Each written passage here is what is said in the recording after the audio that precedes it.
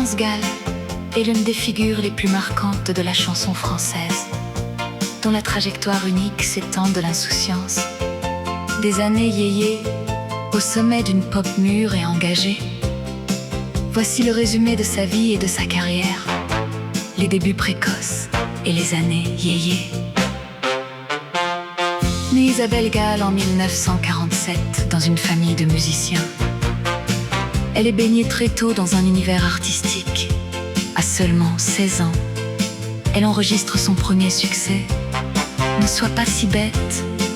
Sous la houlette de son père et du producteur, Denis Bourgeois, elle collabore rapidement avec Serge Gainsbourg. Ce dernier lui écrit plusieurs titres mémorables, dont N'écoute pas les idoles. En 1965, la carrière de la jeune chanteuse prend une dimension internationale lorsqu'elle remporte le concours Eurovision de la chanson pour le Luxembourg avec le titre Poupée de cire, poupée de son, toujours signé Gainsbourg. Ce triomphe fait d'elle une icône des années yéyé. Cependant, l'ambiguïté des textes du compositeur culmine avec le scandale des sucettes. En 1966, une chanson dont elle ne comprend les doubles sens sexuels que bien plus tard. Blessée et se sentant manipulée, elle s'éloigne de Gainsbourg. La fin des années 60 et le début des années 70 marquent une traversée du désert artistique pour la chanteuse qui cherche sa propre voix. La rencontre cruciale est l'âge d'or.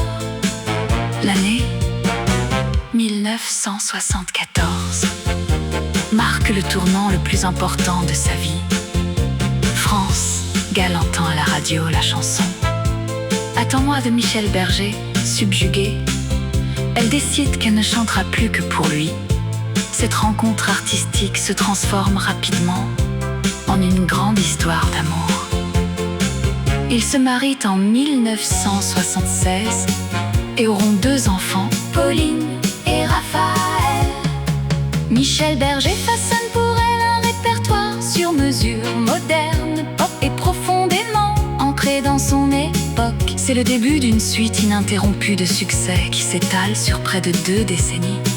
Parmi les albums et les morceaux incontournables, on retient la déclaration d'amour qui relance magnifiquement sa carrière, l'opéra Rockstar Mania où elle incarne Cristal et interprète le mythique Besoin d'amour, des tubes majeurs comme il jouait du piano debout, hommage à Jerry Lee Lewis ou Babacar, né d'un voyage humanitaire en Afrique. L'immense succès international est là, elle l'a.